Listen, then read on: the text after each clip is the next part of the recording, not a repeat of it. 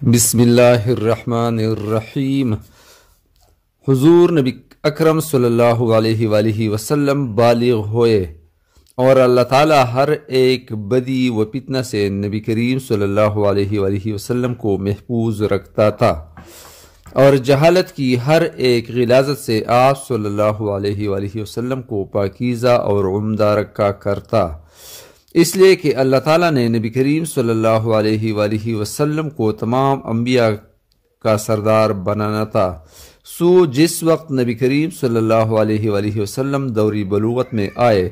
تو بہت مہربان، ملنسار، صادق، خوش اخلاق، امانت دار، عجز و انکسار والے ہوئے، اور فحاشی اور اخلاقی برائیوں سے جو نیک انسان کے لیے بے حد نقصان دہ ہے کو سو دور تھے، اور سب کمالات کو اللہ تعالیٰ نے نبی کریم صلی اللہ علیہ وآلہ وسلم میں مجتمع فرمایا۔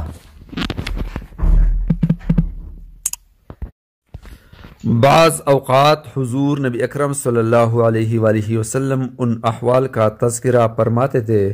جن کا بچپن کے دور میں نبی کریم صلی اللہ علیہ وآلہ وسلم کو سامنا کرنا پڑا تھا، اور اللہ تعالیٰ نے آپ صلی اللہ علیہ وآلہ وسلم کو حفظ و امان میں رکھا۔ ایک موقع پر نبی کریم صلی اللہ علیہ وآلہ وسلم کا فرمانی عالی شان ہے کہ میں بچوں کے ساتھ کھیلنے میں مشغول تھا، اور سارے بچے کھیلنے کے لیے پتھر پکڑ رہے تھے جس طرح کے بچوں کا دستور ہے، اور بچوں نے اپنی اپنی دوتی کھول کر شانوں کے اوپر رکھ لی، اس لیے کہ اس پر پتھر اٹھا کر لے آئے۔ نبی کریم صلی اللہ علیہ وآلہ وسلم کا فرمانی عالی شان ہے کہ میں نے بھی سوچا کہ میں بھی اپنی دوتی کو اپنے شانوں پر ڈال کر پتھر پکڑوں کہ غیبی طور پر مجھے ایک اس طرح کا تپڑ لگا کہ جس نے مجھے بہت دکھ دیا، اور غیبی آواز سماعت میں آئی کہ اپنی دوتی کو اچھی طرح سے باندھ لو، لہٰذا میں نے دوتی بہت اچھے طریقے سے کس کر باندھ لیا اور اپنی گردن پر پتھر اٹھانے لگ گیا، جبکہ میرے تمام رفیق ایسے ہی پتھر تھامے ہوئے تھے، اور ان تمام میں محض ایک میں نے ہی دوتی پہنی ہوئی تھی۔ حضرت ابن ہشام سے منقول ہے جس وقت نبی کریم صلی اللہ علیہ وآلہ وسلم کی عمر مبارک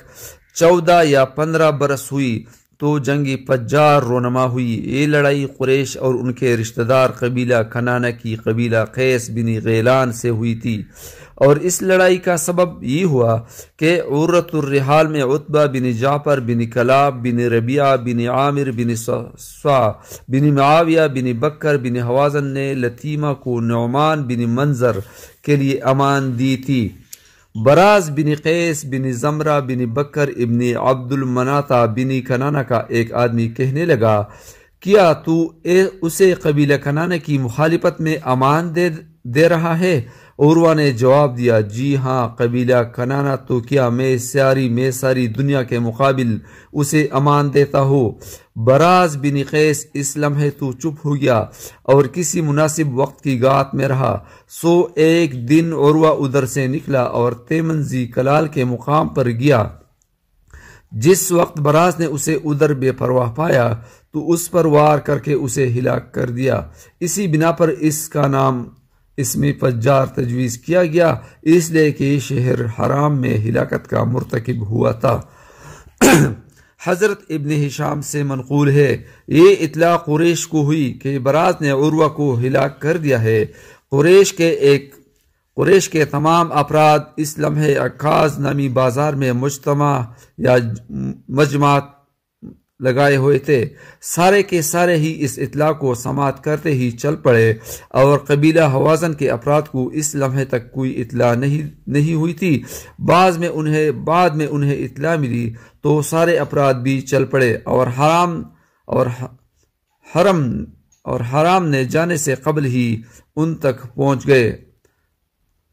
بالآخر دونوں خاندانوں میں زبردست قتال ہوا، حتیٰ کہ جس وقت شب ڈل گئی قریش حرم شریف میں چلے گئے، خاندان حوازن بھی ان سے دستبردار ہو گئے۔ اس کے کچھ ہی دن کے بعد دوبارہ سے قتال ہو گیا، یعنی کچھ دن بعد بھی لڑائی شروع ہوئی۔ قریش اور بنو کنانہ میں ہر خاندان پر ایک حاکم تھا۔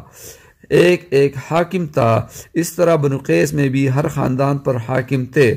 نبی کریم صلی اللہ علیہ وآلہ وسلم نے بھی اس لڑائی میں شرکت کی تھی، سو نبی کریم صلی اللہ علیہ وآلہ وسلم کا فرمانیہ نشان ہے کہ میں اپنے والد محترم کے برادران سے ان کے حریفوں کی تیروں کی حفاظت کرتا تھا۔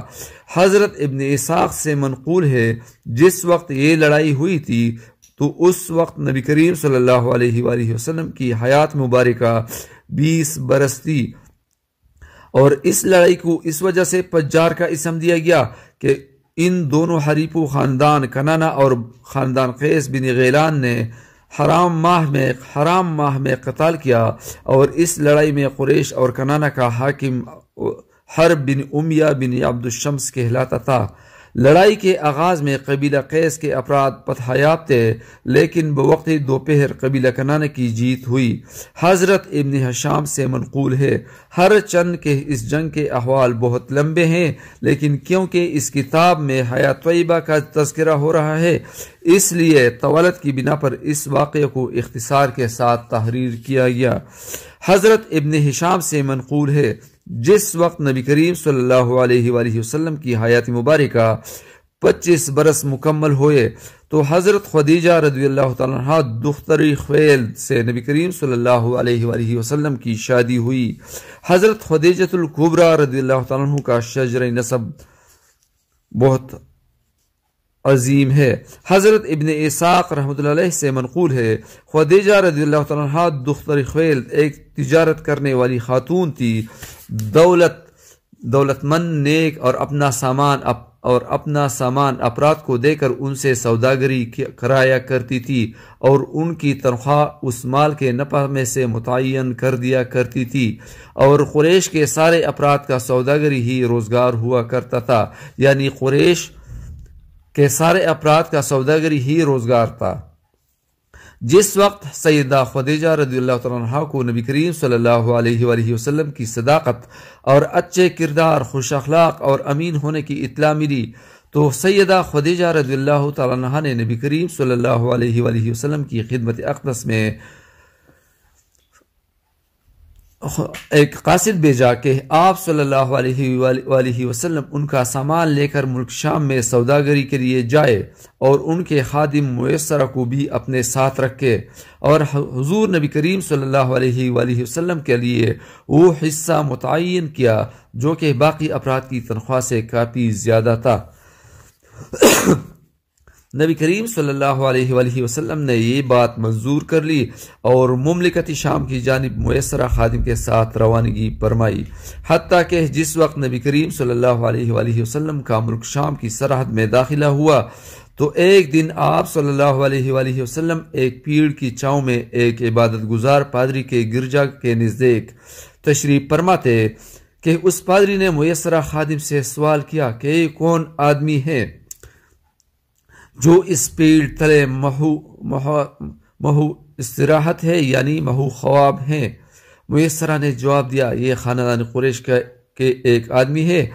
اور حرم والوں میں سے ہے۔ پادری کہنے لگا اس پیڑ تلے نبی کے علاوہ اور کوئی تشریف فرما نہیں ہوا کرتا، لہذا